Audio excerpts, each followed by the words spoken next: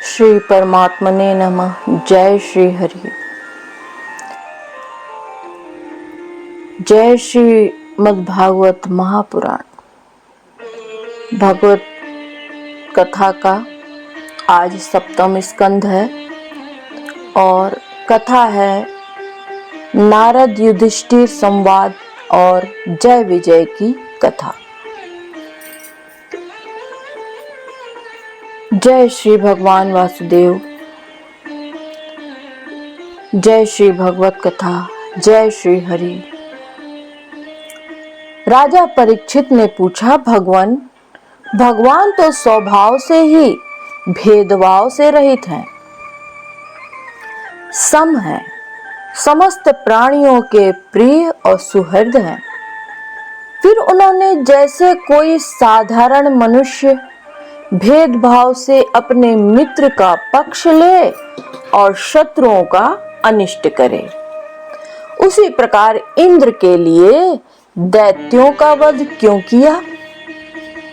वे स्वयं परिपूर्ण कल्याण स्वरूप हैं, इसलिए उन्हें देवताओं से कुछ लेना देना नहीं है तथा निर्गुण होने के साथ दैत्यों से कुछ वैर विरोध और उद्वेग भी नहीं है।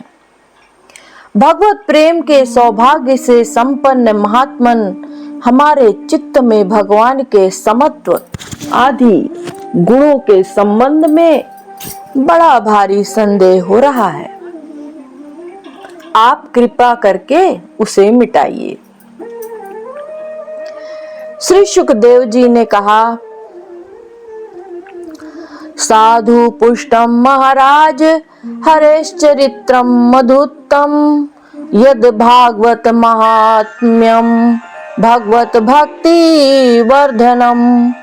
महाराज, भगवान के अद्भुत चरित्र के संबंध में तुमने बड़ा सुंदर प्रश्न किया, क्योंकि ऐसे प्रसंग प्रहलाद आदि भक्तों की महिमा से परिपूर्ण होते हैं, जिसके श्रवण से भगवान की भक्ति बढ़ती है। इस परम पुण्यमय प्रसंग को नारद आदि महात्मा गण बड़े प्रेम से गाते रहते हैं। अब मैं अपने पिता श्री कृष्ण द्वैपायन मुनि को नमस्कार करके भगवान की लीला कथा का वर्णन करता हूँ। वास्तव में भगवान निर्गुण, अजन्मा, अव्यक्त और प्रकृति से परे हैं। ऐसा होने पर भी अपनी माया के गुणों को स्वीकार करके वे बाधक भाव को अर्थात मरने और मारने वाले दोनों के परस्पर विरोधी रूपों को ग्रहण करते हैं। सत्वं रजस्तम इति प्रकृते नात्मनो गुणाः न तेषां युगपद्रा जनहास उल्लास एव वा।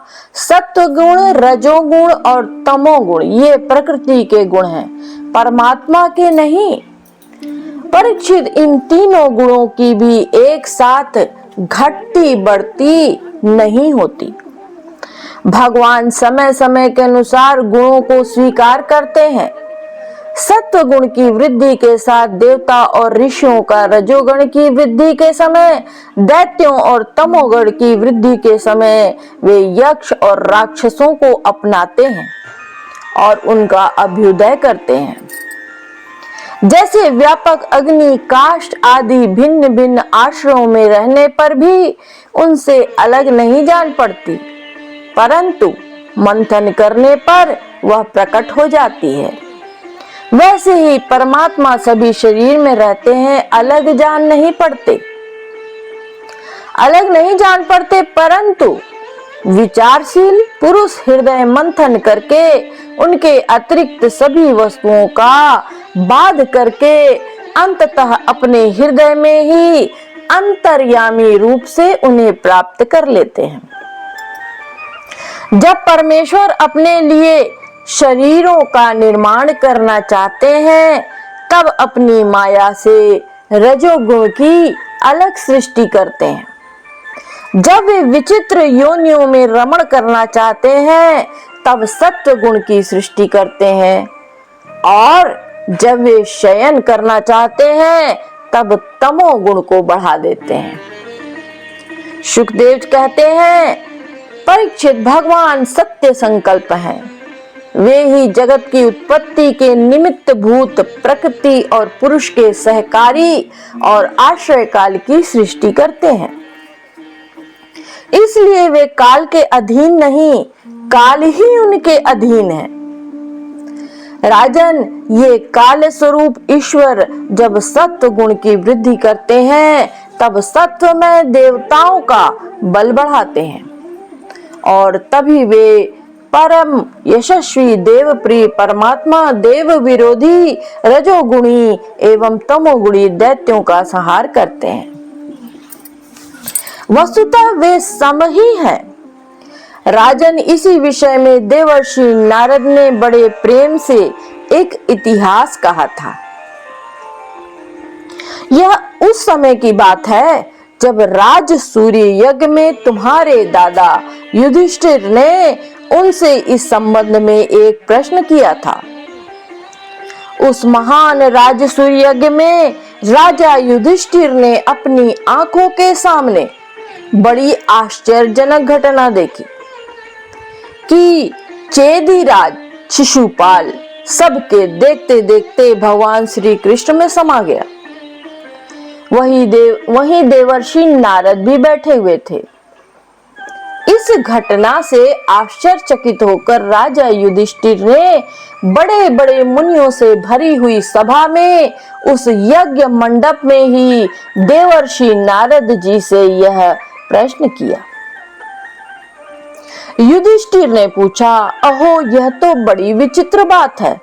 परम तत्व भगवान श्री कृष्ण में समा जाना तो बड़े बड़े अनन्य भक्तों के लिए भी दुर्लभ है।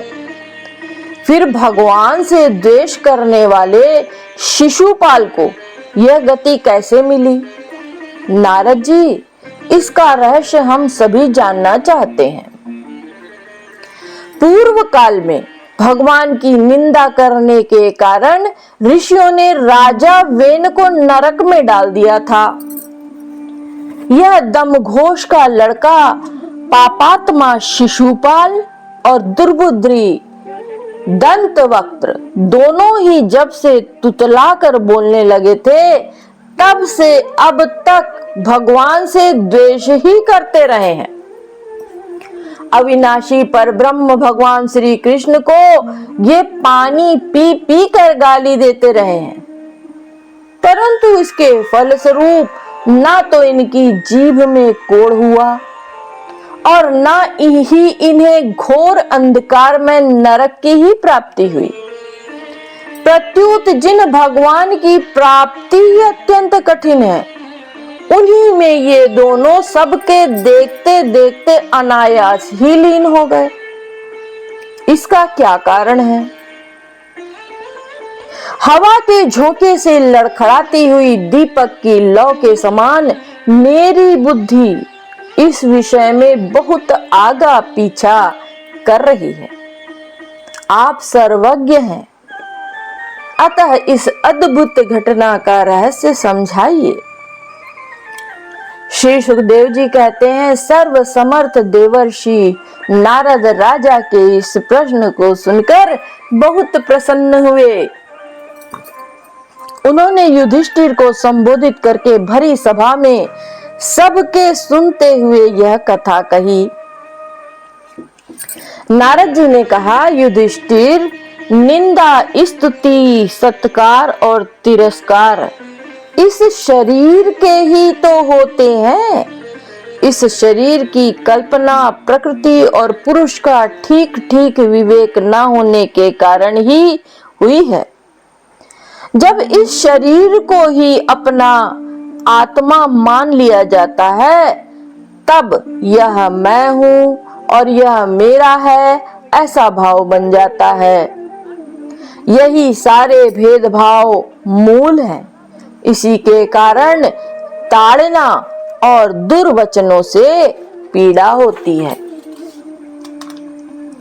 जिस शरीर में अभिमान हो जाता है कि यह मैं हूं उस शरीर के वध से प्राणियों को अपना वध जान पड़ता है, किंतु भगवान में तो जीवों के समान ऐसा अभिमान है ही नहीं, क्योंकि वे सर्वात्मा हैं, अद्वितीय हैं।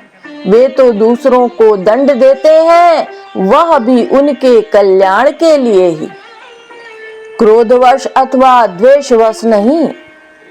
तब भगवान के संबंध में हिंसा की कल्पना तो कैसे की जा सकती है।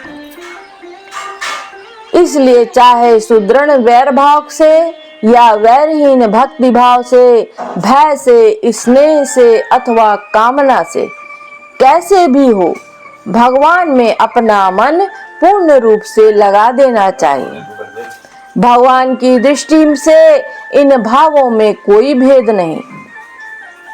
युधिष्ठिर, मेरा तो ऐसा दृढ़ निश्चय है कि मनुष्य वैर भाव से भगवान में जितना तन्मय हो जाता है, उतना भक्ति योग से नहीं होता। भृंगी कीड़े को लाकर भीत पर अपने छिद्रों में बंद कर देता है और वह भय और उद्वेग से भृंगी का चिंतन करते करते उसके जैसा ही हो जाता है। यही बात है भगवान श्री कृष्ण के संबंध में। लीला के द्वारा मनुष्य मालूम पड़ते हुए ये सर्वशक्तिमान भगवान ही तो है।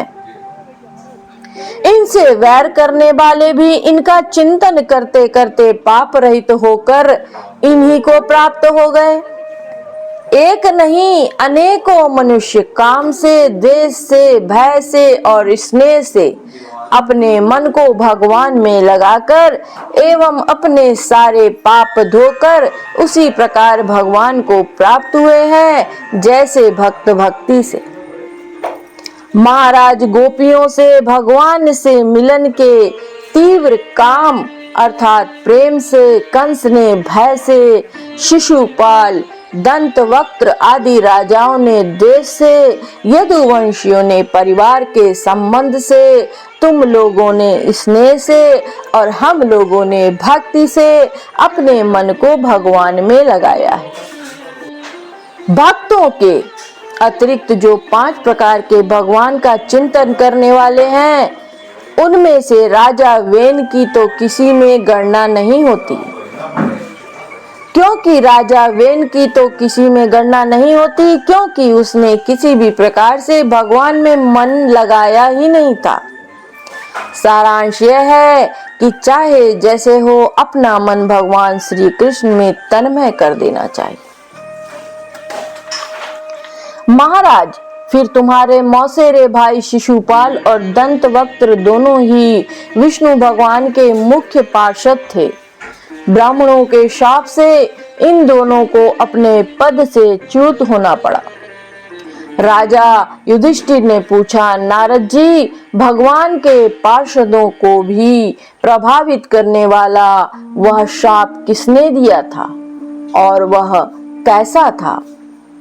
भगवान के अनन्य प्रेमी फिर जन्म मृत्यु संसार में आए, यह बात तो कुछ अविश्वसनीय ही मालूम पड़ती है। बैकुंठ के रहने वाले लोग प्राकृत शरीर, इंद्रिय, प्राणों से रहित होते हैं। उनका प्राकृतिक शरीर से संबंध किस प्रकार हुआ, यह बात आप अवश्य सुनाइए। नारद जी ने कहा, एक दिन ब्रह्मा के मानस पुत्र सनकादि ऋषि तीनों लोकों में स्वच्छंद विचरण करते हुए बैकुंठ में जा पहुंचे। यूं तो वे सबसे प्राचीन हैं, परंतु जान पड़ते हैं ऐसे मानो 5-6 बरस के बच्चे हों। वस्त्र भी नहीं पहनते। उन्हें साधारण बालक समझकर द्वारपालों ने उनको भीतर जाने से रोक दिया। इस पर वे क्रोधित से हो गए। उन्होंने द्वारपालों को शाप दे दिया कि मूर्खों, भगवान विष्णु के चरण तो रजोगुण और तमोगुण से रहित हैं। तुम दोनों इनके समीप निवास करने योग्य नहीं हैं, इसलिए शीघ्र ही तुम यहाँ से पापमयी असुर योनियों में जाओ। उनके इस प्रकार शाप देते ही जब वे वैकुंठ से नीचे गिरने लगे, तब उन कृपालु महात्माओं ने कहा, अच्छा, तीनों जन्मों में इस शाप को भोगकर तुम लोग फिर इसी बैकुंठ में आ जाना। युधिष्ठिर वे ही दोनों दिति के पुत्र हुए। उनमें बड़े का नाम हिरण्यकश्यप था और उससे छोटे का हिरण्याक्ष। दैत्यों और दानवों के समाज में यही दोनों सर्वश्रेष्ठ थे।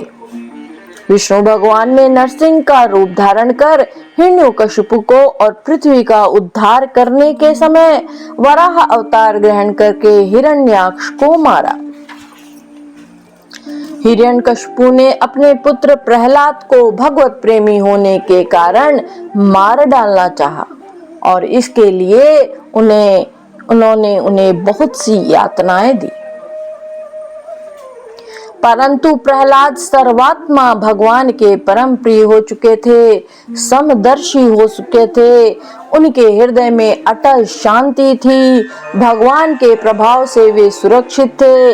इसलिए तरह तरह से चेष्टा करने पर भी हिरण्यकश्यप उनको मार डालने में समर्थ ना हुआ। युधिष्ठिर वे ही दोनों विश्वामुनि के द्वारा केशिनी कैकसी के गर्भ से राक्षसों के रूप में पैदा हुए। उनका नाम था रावण और कुंभकर्ण।